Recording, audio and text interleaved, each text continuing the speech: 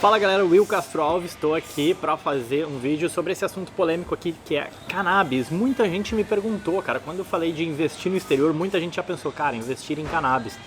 Porque de fato tem sido um setor que chama atenção pela forte valorização de algumas ações e também por ser uma indústria nascente e também, óbvio, acho que tem umas segundas intenções aí, tem muita gente que se interessa, né, enfim, pelo tema.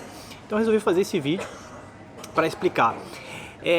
Na verdade eu tenho um report totalmente completo, gratuito, são quase 20 páginas falando sobre o setor, tentei resumir um pouco, mas ainda assim tem bastante coisa lá, respondendo 5 perguntas. Me acompanha que eu vou falar agora exatamente quais são essas 5 perguntas, ou melhor dizendo, quais são essas 5 respostas que qualquer pessoa que pretende investir no setor deve procurar.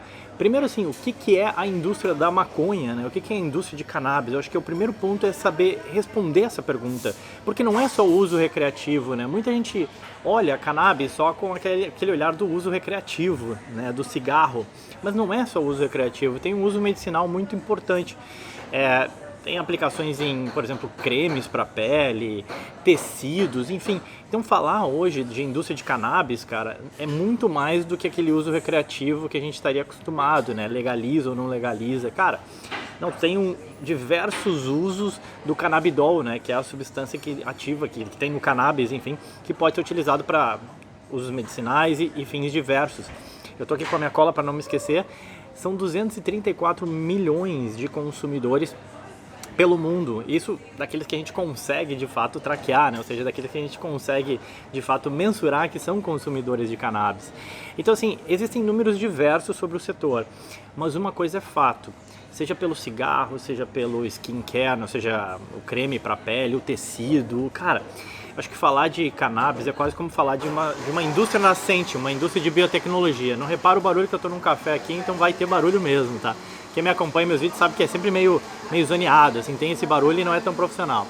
Mas vamos lá. Agora, uma tônica, ela é preponderante. E eu ainda tô falando da pergunta número 1, que é o que é essa indústria, né? A tônica do crescimento. Estimativas aí apontam para um crescimento médio de 30% ao ano para esse setor nos próximos anos. Vou para a segunda, lembrando que no relatório tem tudo isso completo.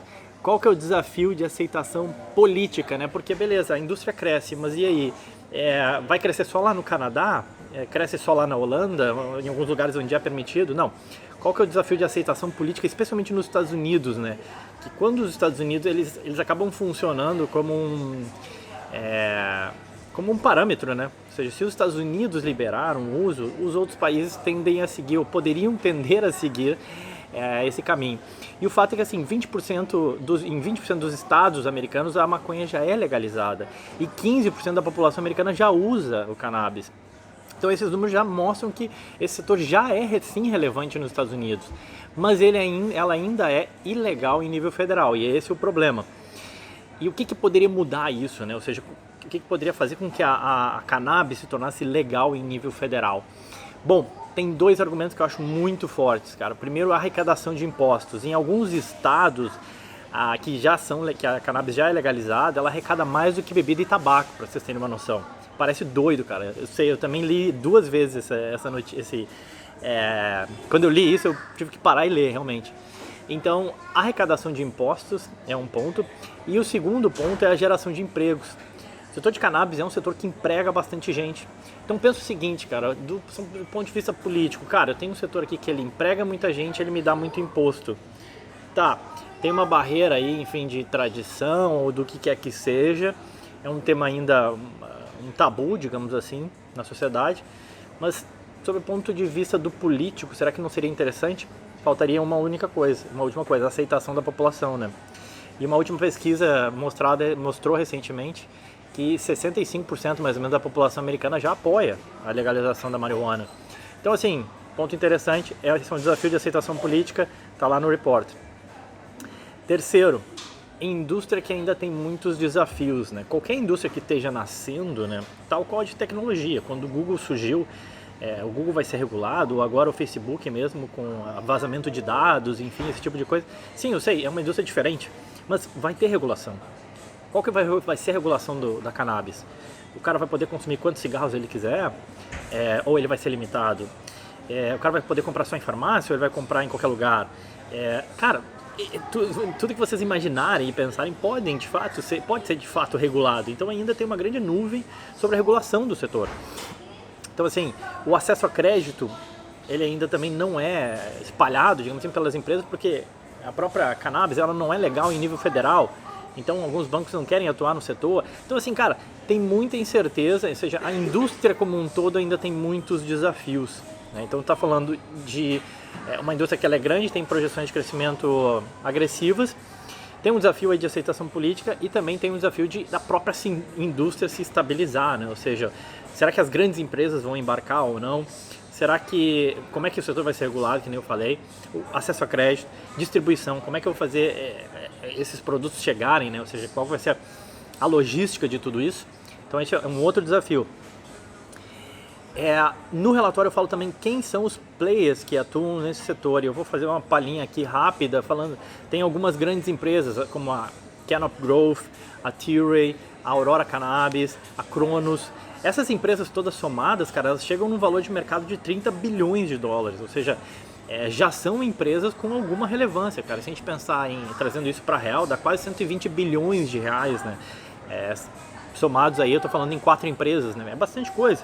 Assim, já tem algumas empresas grandes. O Canadá destoa, obviamente, porque ele é o celeiro dessas empresas, pela proximidade que eles têm com os Estados Unidos, mas também porque lá a legislação foi mais favorável.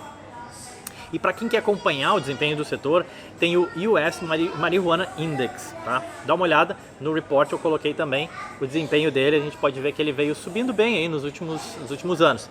Então assim, lá no report tem uma lista completa das ações das empresas que atuam nesse setor, tá? Eu só falei aqui algumas 4. Depois eu teria que fazer um outro vídeo aqui para falar um pouco mais, né, dessas empresas.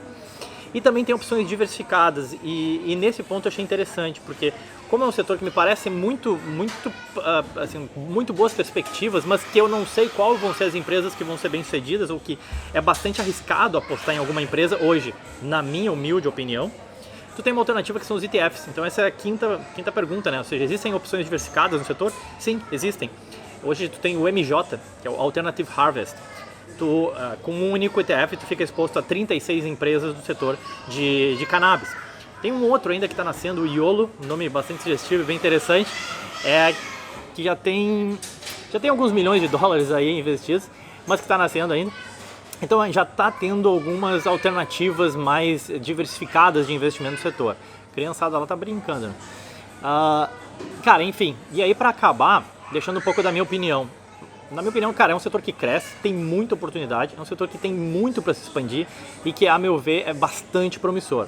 Só como eu falei, eu acho muito arriscado acertar qualquer empresa hoje.